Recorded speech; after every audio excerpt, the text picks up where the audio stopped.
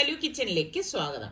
ഇന്ന് നമുക്ക് ഒരു വെറൈറ്റി ആയിട്ടുള്ള ചിക്കൻ ഫ്രൈ ഉണ്ടാക്കാൻ വേണ്ടിയിട്ട് ഞാനിവിടെ 1/2 കിലോ ചിക്കനിലേക്ക് 1 ടേബിൾ സ്പൂൺ ഇഞ്ചി വെളുത്തുള്ളി ക്രഷ് ചെയ്തത്, 1 ടീസ്പൂൺ മഞ്ഞൾപ്പൊടി, 1 ടീസ്പൂൺ കുരുമുളക് പൊടി, 1.5 ടീസ്പൂൺ ഗരം മസാല പൊടി, 2 table spoon Kashmiri chilli powder, പിന്നെ നമുക്ക് 1 ടേബിൾ സ്പൂൺ വറുത്ത അരിപ്പൊടിയും 1 ടേബിൾ സ്പൂൺ കോൺഫ്ലോറും കൂടി ഇട്ട് കൊടുക്കണം. പാകത്തിനുള്ള ഉപ്പും കൂടി ചേർത്ത ശേഷം നമുക്കിതിലേക്ക് പകുതി നാരങ്ങയുടെ നീര് ഇതിലേക്കൊന്ന് പിഴിഞ്ഞൊഴിച്ചു കൊടുക്കണം. നാരങ്ങയ്ക്ക് പകരം വേണമെങ്കിൽ വിനാഗിരി വേണമെങ്കിൽ ഒഴിച്ചു കൊടുക്കാം കേട്ടോ. എന്നിട്ട് ഇതാ നന്നായിട്ടൊന്ന് ഇതൊന്ന് മിക്സ് ചെയ്ത് യോജിപ്പിച്ചെടുക്കാം. അപ്പൊ ഈ മസാലയൊക്കെ പിടിക്കാനായിട്ട് നമ്മൾ കുറഞ്ഞത് ഒരു അരമണിക്കൂറെങ്കിലും ഇതൊന്ന് മാറ്റി വെക്കണം. അപ്പൊ കൂടുതൽ നേരം നമ്മൾ ഇതുപോലെ മസാല പിടിപ്പിക്കാനായിട്ട് മാറ്റി വെക്കുകയാണെങ്കിൽ വളരെ നല്ലതാണ്. അപ്പൊ ഇത് ഫ്രൈ ചെയ്തെടുക്കാൻ വേണ്ടി ഒരു ചട്ടി ഞാനിവിടെ അടുപ്പത്തേക്ക് വെച്ചിട്ടുണ്ട്. ലാസ്റ്റ് വീഡിയോയിൽ ഞാൻ ഈ ഓയിൽ ഉപയോഗിച്ചിട്ടുണ്ടായിരുന്നു. അപ്പൊ പലരും എൻ്റെ അടുത്ത് ചോദിച്ചിരുന്നു, ഇത് അതിഥിയുടെ റോസ്റ്റഡ് കോക്കനട്ട് ഓയിലാണ്. അപ്പം ഇതിൽ ആന്റി ഓക്സിഡൻസും ഷോർട്ട് ചെയിൻ ഫാറ്റി ആസിഡും ഒക്കെ അടങ്ങിയിട്ടുള്ളത് കൊണ്ട് തന്നെ ദഹനത്തിന് വളരെ നല്ലതാണ്. അപ്പൊ നല്ല മണമാണ് ഈ ഒരു കോക്കനട്ട് ഓയിലിന്. അപ്പൊ ഇവരുടെ തന്നെ റിഫൈൻഡ് സൺഫ്ലവർ ഓയിലും ഉണ്ട് കേട്ടോ. അപ്പം നമുക്ക് ഈ ഓയിൽ നല്ലതുപോലെ ചൂടായ ശേഷം നമുക്ക് ഈ മസാല പട്ടി വെച്ചിരിക്കുന്ന ചിക്കൻ പീസസ് ഇതിലേക്ക് ഇട്ട് കൊടുക്കണം. അപ്പം ഫ്ലെയിം ഒന്ന് കുറച്ച് വെച്ചിട്ട് വേണം നമ്മളിത് ഫ്രൈ ചെയ്ത് എടുക്കാനുള്ളത്, അല്ലെങ്കിൽ പെട്ടെന്ന് ഇത് കരിഞ്ഞു പോകും. അപ്പം ഈ ഇതിൽ വന്നിരിക്കുന്ന മസാല ഏകദേശം 1 ടേബിൾ സ്പൂൺ നമ്മളൊന്ന് മാറ്റി വെക്കുകയാണ്. അപ്പൊ ഈ അടുത്ത കാലത്ത് ഞാൻ ഈ ഓയിൽ വെച്ചിട്ടാണ് കുക്ക് ചെയ്തുകൊണ്ടിരുന്നത്. എണ്ണ കുടിച്ചെടുക്കുക ഒന്നും ചെയ്യത്തില്ല, നല്ല ഓയിലാണ് കേട്ടോ. അപ്പൊ ദാ നമ്മള് ഒരു സൈഡ് റെഡി ആകുമ്പോഴേക്ക് ഒന്ന് ഇതുപോലെ ഒന്ന് മറിച്ചിട്ട് കൊടുക്കണം. അപ്പൊ ഇടയ്ക്കിടയ്ക്ക് നമ്മൾ ഇതൊന്ന് ഇതുപോലെ ഒന്ന് ഇളക്കി ഇട്ട് കൊടുക്കണം കേട്ടോ. അപ്പൊ നമ്മളിതില് റോസ്റ്റഡ് റൈസ് ഫ്ലവറും കോൺഫ്ലവറും ഒക്കെ ഇട്ടത് കൊണ്ട് തന്നെ ഇത് നല്ല മൊരുമൊരിപ്പ് കിട്ടും. ഇങ്ങനെ ചിക്കൻ ഫ്രൈ ചെയ്തെടുക്കുമ്പോഴേ നമ്മൾ ഇതുപോലെ ഇളക്കി കൊടുക്കാൻ പ്രത്യേകം ശ്രദ്ധിച്ചേക്കണം. അപ്പോഴേ നമുക്ക് ആ ഒരു കറക്റ്റ് പരുവത്തിന് നമുക്കിത് ഫ്രൈ ചെയ്തെടുക്കാനായിട്ട് സാധിക്കത്തുള്ളൂ. ഇപ്പൊ കണ്ടോ, നമുക്ക് കാണുമ്പോൾ തന്നെ അറിയാം നമ്മുടെ ചിക്കൻ ഫ്രൈ ആയി വന്നിട്ടുണ്ട്. അപ്പൊ ഞാനിത് ഒരു സ്റ്റെയിനറിലേക്ക് മാറ്റുവാണ്. അപ്പൊ നമ്മൾ എപ്പോഴും ഉണ്ടാക്കുന്നതിൽ നിന്ന് വ്യത്യസ്തമായിട്ട് കുട്ടികൾക്കൊക്കെ ഉണ്ടാക്കി കൊടുക്കുകയാണെങ്കിൽ അവർക്കും ഭയങ്കര ഇഷ്ടമാവും കേട്ടോ. ഇപ്പൊ ഇനിയിപ്പോ സ്കൂളൊക്കെ തുറക്കാറായിട്ടുണ്ട്, കുട്ടികൾക്ക് ടിഫിനായിട്ടൊക്കെ കൊടുക്കാം. അപ്പൊ നമുക്ക് ഇതേ എണ്ണയിൽ തന്നെ ഞാൻ 1 ടീസ്പൂണോളം പെരിഞ്ചീരകം ഇട്ട് കൊടുക്കാണ്. പിന്നെ 3-4 വറ്റൽ മുളകും, ഒരു 3-4 പച്ചമുളകും, അതുപോലെ തന്നെ നമുക്ക് കുറച്ച് കറിവേപ്പിലയും കൂടി ഇട്ട് കൊടുക്കണം. ഇതൊക്കെ ഇടുമ്പോഴാണ് ഇതിന് വ്യത്യസ്തത വരുന്നത്. പിന്നെ നമ്മൾ ആ മാറ്റി വെച്ച മസാല ഉണ്ടല്ലോ, അതും കൂടി ഇതിലേക്ക് ഇട്ടിട്ട് ഒന്ന് റോസ്റ്റ് ചെയ്തെടുക്കുകയാണ് ചെയ്യുന്നത്. അപ്പൊ ഫ്ലെയിം കുറച്ച് വെച്ചിട്ടാണ് നമ്മൾ ഇതൊന്ന് റോസ്റ്റ് ആക്കി എടുക്കുന്നത്. അപ്പൊ ചിക്കൻ കരിയാതിരിക്കാൻ വേണ്ടിയാണ് നമ്മളിത് ഈ മസാല നമ്മൾ ചിക്കന്റെ ഒപ്പം വറുത്തെടുക്കാത്തത് കേട്ടോ. അപ്പൊ ഇതാ ഇതുപോലെ പെട്ടെന്ന് എണ്ണ ചൂടായി കിടക്കുന്നതുകൊണ്ട് തന്നെ പെട്ടെന്ന് റെഡിയായി കിട്ടും. അപ്പൊ നമുക്ക് ഇതെല്ലാം ഒരു സ്റ്റെയിനറിലേക്ക് മാറ്റാം. അപ്പൊ ഇത് നമ്മൾ എങ്ങനെയാണ് സെർവ് ചെയ്യണമെന്ന് വെച്ചാല്, നമ്മള് ചിക്കൻ ഏതിലാണോ നമ്മൾ സെർവ് ചെയ്യുന്നത് ആ സെർവ് ചെയ്യുന്ന ബൗളിൽ എടുത്ത ശേഷം നമുക്ക് അതിന് മീതെയാണ് നമ്മൾ ഈ മസാലകൾ ഇട്ട് കൊടുക്കുന്നത്. അപ്പോഴാണ് അതിന്റെ ആ ഒരു ലുക്കും ടേസ്റ്റും ഒക്കെ നമുക്ക് കിട്ടുന്നത്. അപ്പൊ എളുപ്പമല്ല ഉണ്ടാക്കിയെടുക്കാൻ. നിങ്ങൾ എല്ലാവരും ഒരു പ്രാവശ്യമെങ്കിലും ഇതൊന്ന് ട്രൈ ചെയ്ത് നോക്കിയിട്ട് ഫീഡ്ബാക്ക് തരണേ. അപ്പൊ ഇന്നിപ്പോ ഞാൻ ഇഡ്ഡലിയാണ് ഇതിന്റെ ഒപ്പം തയ്യാറാക്കിയിരിക്കുന്നത്. അപ്പൊ ഇത് രണ്ടും ഒരു കോമ്പിനേഷൻ അല്ല എന്നുള്ള കാര്യം നമുക്ക് എല്ലാവർക്കും അറിയാം. പക്ഷെ അതും ഒരു വ്യത്യസ്ത ടേസ്റ്റ് തന്നെയാണ് കേട്ടോ. അപ്പൊ ഇഡ്ഡലിയും ഈ ഒരു ചിക്കൻ ഫ്രൈയും, പിന്നെ ഞാൻ സാമ്പാർ ഉണ്ടാക്കിയിട്ടുണ്ടായിരുന്നു. അപ്പൊ സാമ്പാർ ഇത്രയാണ് ഇന്നത്തെ നമ്മളുടെ ബ്രേക്ക്ഫാസ്റ്റ് എന്ന് പറയുന്നത്. അപ്പൊ ഞാൻ നേരത്തെ പറഞ്ഞതുപോലെ നിങ്ങൾ ഈ ഒരു ചിക്കൻ ഫ്രൈ ഉണ്ടാക്കിയിട്ട് കുട്ടികൾക്കും വീട്ടിലുള്ളവർക്കും ഒക്കെ കൊടുത്ത് അവർ കഴിച്ച ശേഷം എനിക്കൊന്ന് ഫീഡ്ബാക്ക് തരണം കേട്ടോ. അത് നിങ്ങൾ മറന്നു പോരുത് കേട്ടോ. നിങ്ങൾക്കൊക്കെ ഇങ്ങനെ ഇഡ്ഡലിക്കൊപ്പം ചിക്കനൊക്കെ കഴിക്കാൻ ഇഷ്ടമുള്ളവരുണ്ടോ? അതുപോലെ തന്നെ ഇതിപ്പോ ചിക്കനിലാണ് ഞാൻ തയ്യാറാക്കി എടുത്തത്. എളുപ്പത്തിന് വേണ്ടിയിട്ടാണ് നമ്മൾ ചിക്കൻ റെഡിയാക്കിയത്. ചിക്കൻ പോലെ തന്നെ നമുക്കിത് മട്ടണിലും ബീഫിലും തയ്യാറാക്കി എടുക്കാം. പക്ഷെ അതിൽ നമ്മൾ തയ്യാറാക്കി എടുക്കുമ്പോൾ ഉള്ള പ്രത്യേകത എന്ന് വെച്ചാൽ നമ്മൾ ഈ മസാലയൊക്കെ പെരട്ടി വെച്ചിട്ട് ഒന്ന് വേവിച്ചെടുക്കണം. വെള്ളം ഉപയോഗിക്കുകയും ചെയ്തിട്ടാ ഒന്ന് വേവിച്ച ശേഷം നമ്മൾ പിന്നെ ഇതുപോലെ തന്നെ ഫ്രൈ ചെയ്തെടുത്താൽ മതി. അപ്പോഴും നല്ല ടേസ്റ്റ് തന്നെയാണ്. അപ്പൊ മട്ടണോ ബീഫോ ഒക്കെ ഇഷ്ടമുള്ളവർ ആ രീതിയിൽ ഒന്ന് ട്രൈ ചെയ്ത് നോക്കും. പിന്നെ വെജിറ്റേറിയൻകാർക്കാണെങ്കിൽ പനീറും നമുക്ക് ഈ ചിക്കൻ റെഡിയാക്കിയതുപോലെ തന്നെ റെഡിയാക്കി എടുക്കാം. തീർച്ചയായിട്ടും നിങ്ങൾ ഒരു പ്രാവശ്യം ഒന്ന് ട്രൈ ചെയ്യണേ. ഇപ്പൊ ഇവിടെ ഞങ്ങള് ഈ പൊരയിടത്തിലേക്ക് വന്ന് നോക്കിയിട്ട് തന്നെ കുറേ ദിവസമായി കേട്ടോ. കാരണം പിള്ളേരൊക്കെ പോകുന്ന തിരക്കൊക്കെ ആയിരുന്നു. പിന്നെ ഇടയ്ക്ക് നമ്മളുടെ ഞാൻ പറഞ്ഞില്ലേ മതിലൊക്കെ പൊട്ടിക്കിടക്കായിരുന്നു. പിന്നെ മതിലൊക്കെ ശരിയാക്കിയൊക്കെ വെച്ച ശേഷം ഇപ്പോഴാണ് ഈ പൊരയിടത്തിലേക്ക് ഒന്ന് വരുന്നത്. അപ്പൊ മഴയൊക്കെ പെയ്തത് കാരണം ഡ്രമ്മിലൊക്കെ കുറച്ച് വെള്ളം ഇരിപ്പുണ്ടായിരുന്നു. ഇനിയിപ്പൊ ആ ഡ്രമ്മെല്ലാം വെള്ളമൊക്കെ കളഞ്ഞിട്ട് ഇനി കഴുകി നല്ല വെള്ളം നിറച്ചു വെക്കണം. കണ്ട ഈ അടുത്താണ് ഞങ്ങൾ ഇവിടെ കാടൊക്കെ പറപ്പിച്ചത് കേട്ടോ. പക്ഷെ ഇപ്പൊ മഴ ഇങ്ങനെ വരുന്നത് കൊണ്ട് തന്നെ പെട്ടെന്ന് കാട് വളരും. എല്ലായിടത്തും ഇപ്പം ഇങ്ങനൊക്കെ തന്നെയാണ് അവസ്ഥകള്. നല്ല കാറ്റുണ്ടായിരുന്നേ. കാറ്റത്ത് വാഴയൊക്കെ ഒടിഞ്ഞു വീണു. അങ്ങനെ വീണാണ് ഇതാകണ്ടാക്കല്ലേ. ഈ മൂന്നാമത്തെ കൊലയാണ് ഇതില് താങ്ങ് കൊടുത്തോണ്ട് അവിടെ മോളില്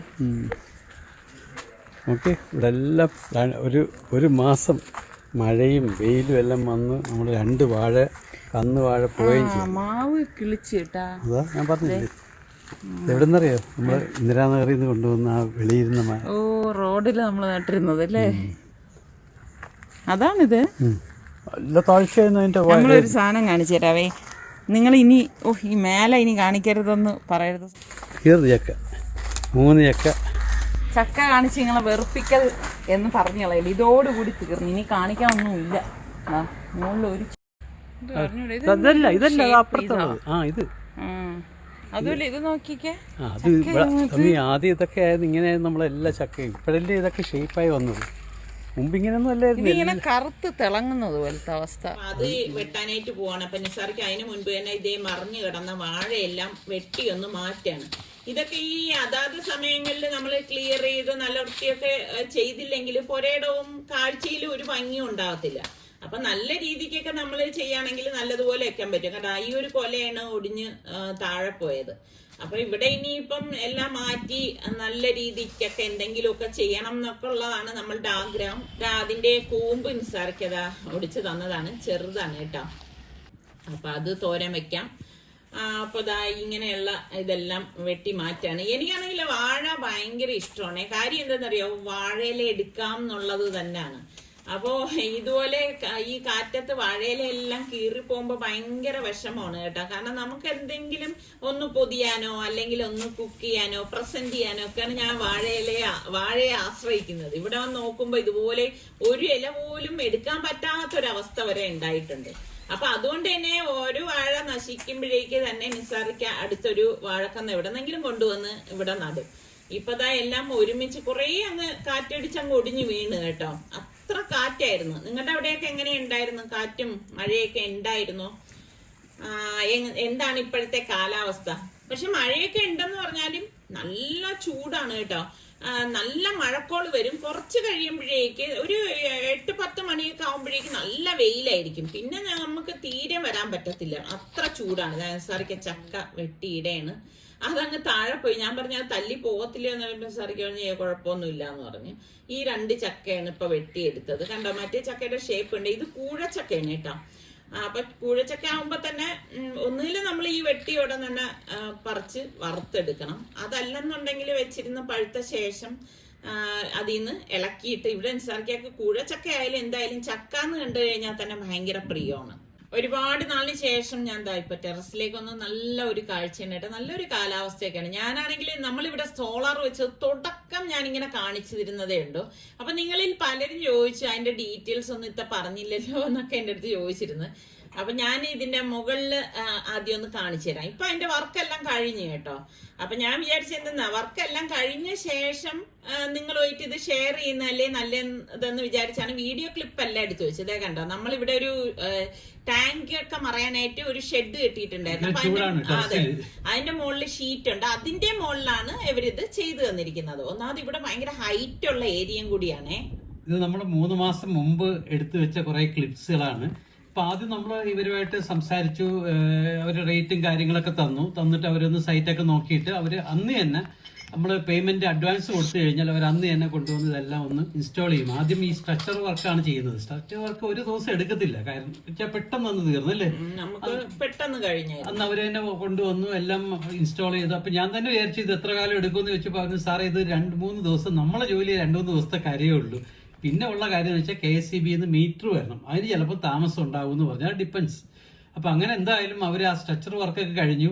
പിറ്റേ ദിവസം തന്നെ അവര് പാനൽ ഇറക്കി. ഈ പാനൽ എന്ന് പറഞ്ഞു കഴിഞ്ഞാൽ നമ്മളൊരു 6 പാനലിന്റെ ഒരു ഇതാണ് പറഞ്ഞത്. ഏകദേശം 3 കിലോ വാട്ട് നമുക്ക് കറണ്ട് വേണം. അപ്പൊ അതിനുള്ള പറഞ്ഞപ്പോൾ അവർ പറഞ്ഞു 6 സോളാർ പാനൽ വെച്ചാൽ മതിയാവും. അപ്പൊ അങ്ങനെയാണ് നമ്മൾ സോളാർ വെച്ചത്. അത് വാരി എന്നൊരു കമ്പനിയുടെ സോളാർ പാനലാണ്. അത് 25 കൊല്ലം വാറണ്ടി ഉണ്ടെന്നാണ് അവർ പറഞ്ഞിരിക്കുന്നത്. അതുപോലെ ഇതിന് ഉപയോഗിക്കുന്ന ഇൻവെർട്ടർ ആണെങ്കിൽ 3.3 കിലോ വാട്ടിന്റെ ആണ്. അത് 7 കൊല്ലം വാറണ്ടി ഉണ്ട്. പക്ഷെ ഇപ്പൊ നമുക്കിത് അറിയില്ല. ഇവരെല്ലാം കുറെ പേപ്പർ വർക്കൊക്കെ ചെയ്ത് അവര് തന്നെ ഡയറക്റ്റ് KSEB എന്നൊക്കെ തന്നെ അപ്രൂവൽ വാങ്ങിച്ചോളൂ എന്ന് പറഞ്ഞ് നമ്മൾ 1-2 ഡോക്യുമെന്റ്സിലൊക്കെ സൈൻ ചെയ്ത് കൊടുത്തു. അപ്പൊ ഇവർ അന്ന് തന്നെ പാനലും നെക്സ്റ്റ് ഡേ തന്നെ പാനൽ കൊണ്ടുവന്നു. അങ്ങനെ കൊണ്ടുവന്ന് എല്ലാം അവർ തന്നെ പെട്ടെന്ന് തന്നെ ഇൻസ്റ്റാൾ ചെയ്തു. ഇൻസ്റ്റാൾ ചെയ്തപ്പോ നിങ്ങൾ നോക്കുമായിരുന്നു എങ്ങനെയാണെന്ന്. ഞങ്ങൾ ഇതൊക്കെ ദൂരെ കണ്ടിട്ടേ ഉള്ളൂ. ഇതിൽ എവിടുന്നാണ് കറണ്ട് വരുന്നതെന്ന് വല്ല ഒരു അതിശയത്തിലൊക്കെ നോക്കി നിന്നിട്ടുണ്ട്. പക്ഷെ സംഭവം പെട്ടെന്ന് കഴിഞ്ഞു. അവർ ഒറ്റ ദിവസം കൊണ്ട് തന്നെ ഇതും ചെയ്തു കഴിഞ്ഞു. അപ്പൊ ഞങ്ങളെ ധാരണ എന്ന് വെച്ച് കഴിഞ്ഞാൽ ഇത് വെച്ച് കഴിഞ്ഞ് പിറ്റേ ദിവസം മുതൽ നമുക്ക് ഇവിടെ ഭയങ്കര കറണ്ട് ഇതാണെന്നൊക്കെയാണ് നമ്മൾ ധരിക്കുന്നത്. സത്യം പറഞ്ഞാൽ അവര് യഥാർത്ഥത്തില് അവരും പറഞ്ഞ ഒരാഴ്ചക്ക് എല്ലാം കഴിയുന്നുള്ളതാണ്. പക്ഷെ അൺഫോർച്ചുനേറ്റ്ലി ഈ നമ്മള് 3 ഫേസ് ആണ്. അപ്പൊ നമ്മൾ ഓരോ ഏരിയയിൽ ഇപ്പൊ നമ്മള് പേരൂർക്കട ഡിവിഷനിൽ വരുന്നതാണ്. അപ്പൊ ഓരോ ഏരിയയിലും മീറ്ററിന്റെ അവൈലബിലിറ്റി അനുസരിച്ചാണ് അവരൊന്ന് ഇൻസ്റ്റാൾ ചെയ്യുന്നത് പറഞ്ഞു. അവർ ആദ്യം പറഞ്ഞത് ഒരാഴ്ച, പിന്നെ സാറേ ഇതുപോലൊക്കെ ആണെന്ന് പറഞ്ഞു. പക്ഷെ ഇവിടെ 3 ഫേസിന്റെ മീറ്റർ അവിടെ ഇല്ലായിരിക്കുകയോ എന്തോ ആയിരുന്നു. പക്ഷെ എന്തോ ആയാലും അവര് ഫോളോ അപ്പ് ചെയ്തു. നമുക്കൊരു 3 ആഴ്ചത്തോളം എടുത്തു തോന്നുന്നല്ലേ. 3 ആഴ്ചത്തോളം എടുത്ത് ഞങ്ങൾ ഫോളോ അപ്പ് ചെയ്തു. പക്ഷെ ഈ പേരൂർക്കടയുള്ള KSEB ഉള്ളവരൊക്കെ ഭയങ്കര സപ്പോർട്ടീവ് ആയിരുന്നു. അവർ തന്നെ മാക്സിമം നോക്കി ഞങ്ങൾക്ക് എത്രയും വലിയ താമസമൊന്നും ഇല്ലാതെ തന്നെ അവരൊന്ന് നോക്കിയിട്ട്. അപ്പൊ അതിന്റെ കൂടെ തന്നെ അവർ ഈ പാനൽ ഫിക്സ് ചെയ്യുന്ന കോൺട്രാക്ടർ തന്നെ അത് നമ്മൾ കവടിയാറുള്ള BSS സോളാർ എന്ന് പറഞ്ഞൊരു നാഷണൽ ഡെവലപ്മെന്റ് ഏജൻസിയാണ്. അവരാണ് ഇത് ചെയ്തത്.